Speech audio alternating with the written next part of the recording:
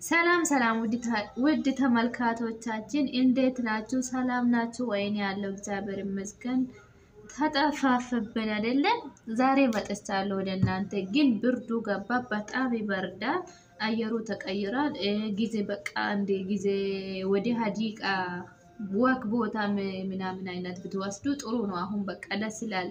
ያኔ ልክ እንደ ድሮ ሙቀት አይደለም። አየሩ ተቀይሯል።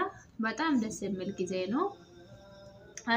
አሁን ደግሞ አንድ ነገር ይዤ ወደ እናንተ መጥቻለሁ። መጀመሪያ የዩቲዩብ ቻናል አዲስ ሆናችሁ ላይክ፣ ሼር፣ ሰብስክራይብ በማድረግ አበራቱኝ። ላይክ ሼር ብታደርጉ አያስከፍለባችሁም፣ ነፃ ነው የምታደርጉ ማለት ነው። ያኔ ክፍያ ምናምን የለም። ላይክ እቺ ናት፣ ሼር ምቼ አደርጉ በቃ። ስለዚህ ነገኝ እኮ በኩማ ጅርተንት ስኒፋቱ ፈያ ከሰን ጅርተኒ ወርዶፍቶቱ የጃለተሙ ከበዘሙ ከም ፈያ አበገጭራተኒ ዛሬ አንድ ነገር ይዤ ወደ እናንተ መጥቻለሁ። ነገሩ ምን መሰላችሁ? አረብ ሀገር ያላችሁ ሴቶች ለእናንተ ነው ይሄ ምክር የሚሆነው። በቃ የሆነ ነገር ከቤተሰባችሁ ከነ ፍቅረኛችሁ ከነ ባል ከነ ጎደኞች የሆነ ነገር ሰው ከተጣላችሁ በኋላ ራሳችሁን አታጠፉ። እውነቴን ነው የምላችሁ። ሀገር የሰው ሀገር የሰው ነው። ሁንካ ሬሳችን ለማስቀበር ክብር ያለ ለአገር ነው እንጂ ያ ሰው ሀገር አፈር የለም። ፍሪጅ ነው በቃ የምትሻግቱ ማለት ነው። ቀብሩ ራሱ የለም የሰው ሀገር።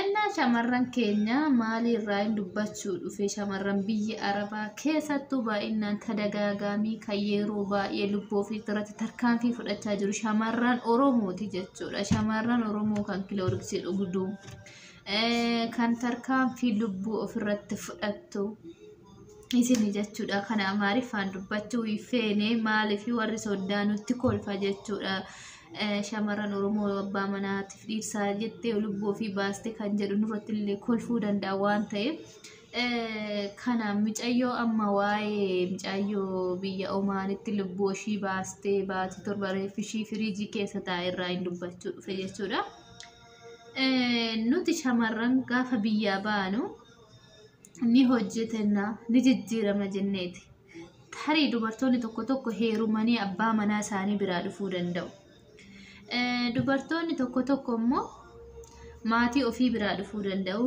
Gaafa maatii biraa dhufnee biyya kana hojjannee bilbila banaan bitannee waa tokko jireenyi nu mijjatee gaafa jedhee warroonni duraan abbaa manaa hin qabnes abbaa manaa qabannaa jaalallee baqa fiqiranyaa isa jedhamu sanii isa san qabannaa gaafa qabannu namni sunii nutti dhiyaatee nurraa nyaachuu kan barbaadu hedduutu jira. ملكن غافة تفونة الترجنا بالبلا نونجا بنية الترجنا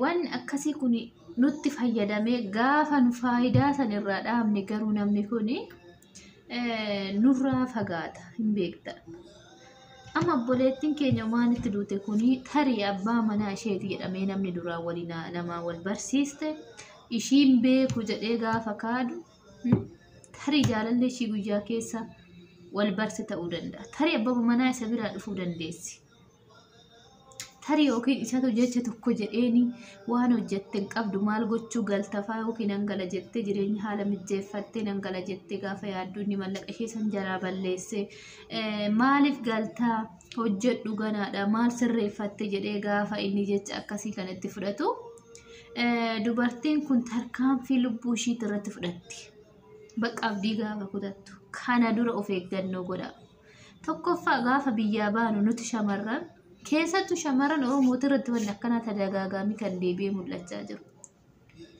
قويوم فمتن شمران أمارا بر قوبا زيدا ملق أقباتشو رت دوغا هادمتي لايفي دبرسيتو مالي شمران ورا سودا دوغا ملق أشيمكين بتودا ديرت نبودو فتلال كارسي كيسة قدتي بانتي كيسة قدتا كشبر أورمو مالك أشي قد ننتة غافة كان قوتين والباتة أشي لبو في وفنستا أشي ريف أشي بريجي تدربا مالي كوني ندي بقى بري وجن دلني تقوم قرتي بكني تيمي مالك كان درو في قتشوك أبنا نوتي lubbuu waaqayyo uume kan harkaa yoo of baasnu akka irraa gaafatamnullee beekati deemuu qabna.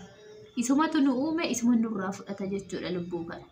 Maaliifi namni duuni mana keenya dhuguma of ajjeesullee gaafa barbaadan biyya keessanitti galaa of ajjeesa dhugaa biyya namaatti of ajjeesina. Maaliifi reeffi keetillee kabajaadhaan si awwaallata maatiin kee biyya keetitti of ajjeeste. Garuu biyya ormaa kanatti gaafatu lubbuu keetirratti tarkaanfii fudhattu namni si awwaallatullee hin jiru.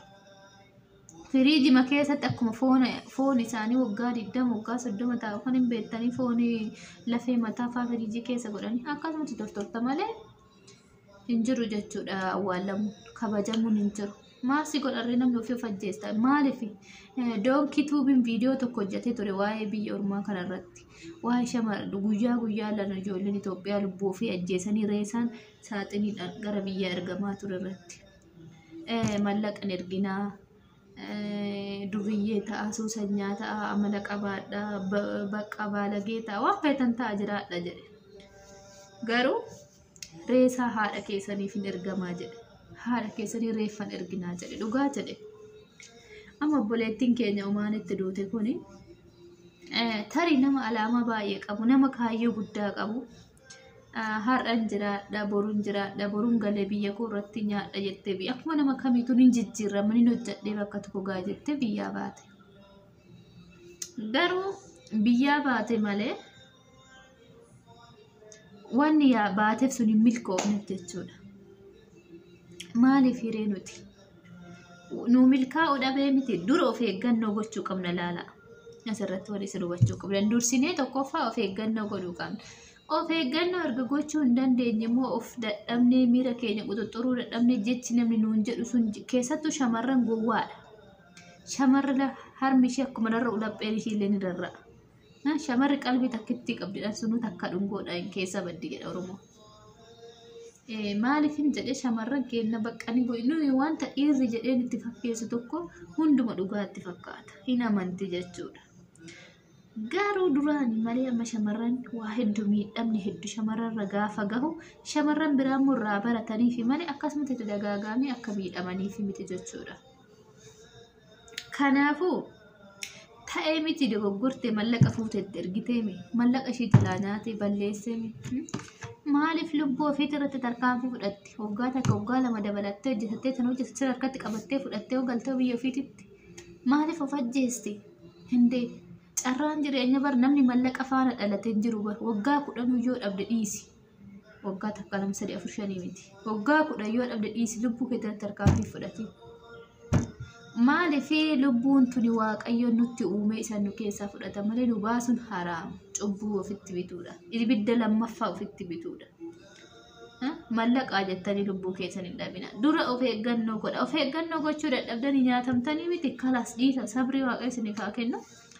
Sabrii godhaati kan fuulduratti hojjetadhe nan guddadha. Gara fuulduraatti nan jijjiirama. Gara fuulduraatti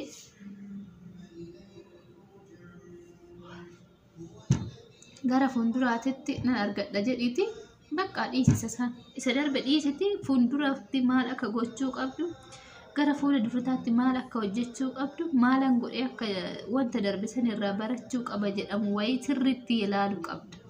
Dhiistee dogoggortee nyaatamtee kana godha waggaa 2 waggaa 3 dalagadhuuti isa san nama takkattuun ergini mana arabaa harkatti illee baachuun namatti hin tolu garuu rakkoodha. Maal goota akkuma nama ergatee warri barraan ergatan awwaala faadhaan ergatanii jiru ijoolletti kennadha jettaanii jaratti keetini birrii kee baankii keessatti gixxim gootee wanni kinoo boorsaa akka dubartoonni gizee biyya jirru buna fa'aa gurgurtu asitti hidhattee birrii keessa gosa ishee sanii baantitti guduufadhuuti birrii keessa qabadha. Gaafa galtu fudhattee gadi buutee boolatti zarazarachuu dandeetta.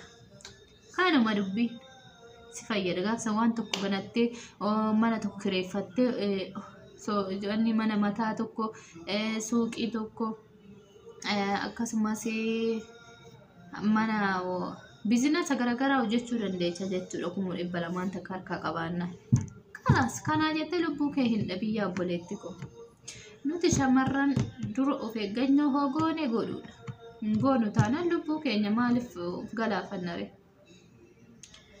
kanuma siri gorsa siri ta'a jedhee yaadee dubbadhe obboleetti keenya kan ammoo waaqayyo maatii ishii sitti argamsiisu lubbuu ishiillee haa maaru maaliif namni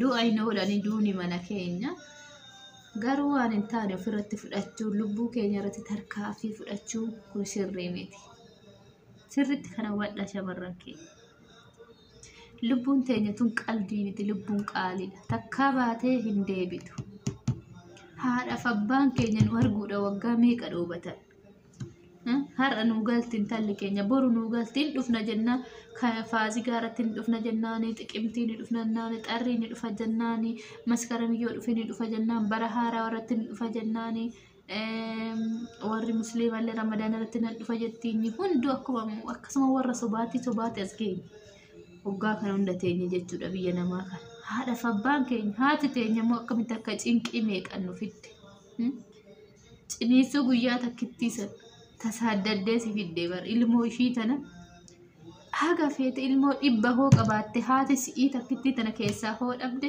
bakka hunda maatii 10 kabiraa lafaa qabaatte bakka si'ii san hin bu'anii haadha gadaamessa haadha nama dhalee beekutu beeka jechuudha nutis ilma arganne waan beeknu nutti beekama wanni haadha kanaafuu isin bara ofii du'uu keessan bichaan laalina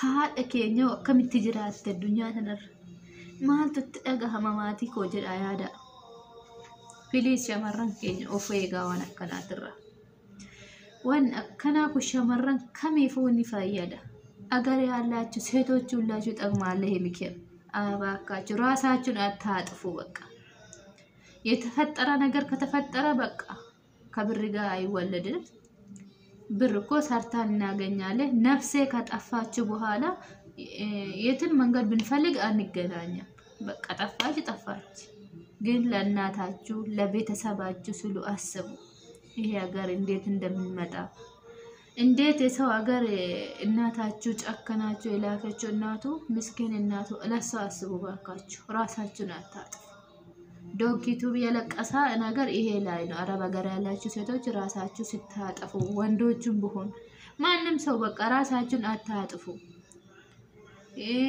የሆነ በቃ ኑሮ ከተቸገራችሁ ለብር ምናምን ችግር ያለባችሁ በቃ ጸሉ ስሩ ከፈጣሪ ጋር ጸሉ የሰይጣን ስራ ነው እኮ ነፍስ መጥፋቱ ራስ መጥፋት የምንሰራ የሰይጣን ስራ ነው ሰይጣኑ በቃ ያኔ እንደዚህ አርጊ ብሎ ራሳችን በቃ ከሰይጣን ጋር ተጠማምደ በቃ ይወሳወሰናል ስለዚህ እኛ የምንሰራ የሰይጣን ስራ ነው ስለዚህ ወደ ፈጣሪ ተመለሱ በየቀኑ በየወቅቱ የምትቀሳቀሱ ሰዓት ሁሉ ከእግዚአብሔር ጋር ተነጋገሩ ጸሎት አድርጉ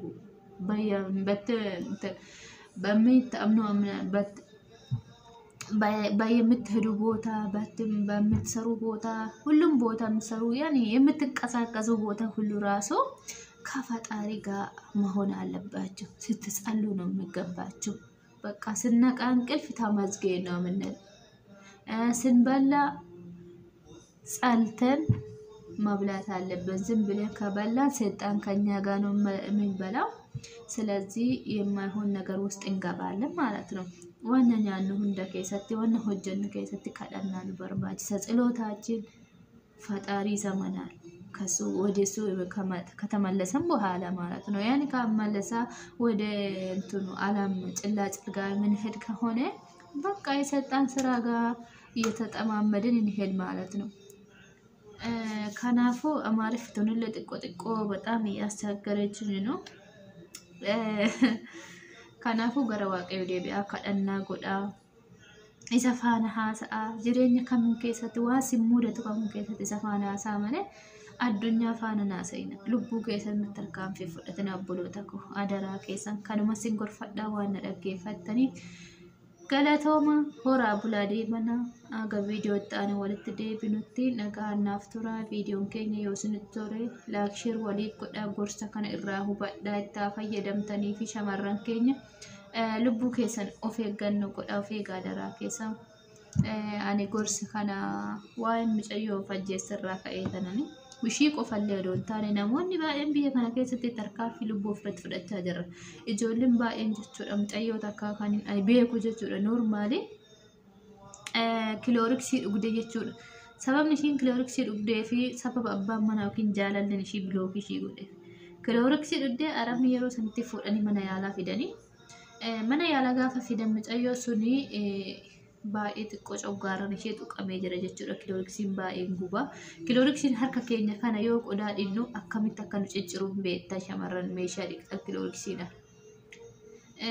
Kilooriksiin baay'ee miidhaa qaba. Mucayyoon kun kilooriksii dhugdee coggaarraa ishee baay'ee tuqee atti amma baatii naannoo baatii 5-6 keessa jirti. Garuu kilooriksiin coggaaraan ishee fayyaa hin qabu jechuudha.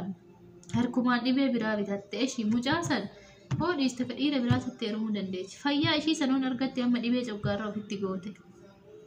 Kun ta'uu qabu nuti shamarran of eeggannoo godha. ፕሊዝ ራሳችሁን ጠብቁ። ኧረ በገራ ያላችሁ ሴቶች ራሳችሁን ጠብቁ አደራ።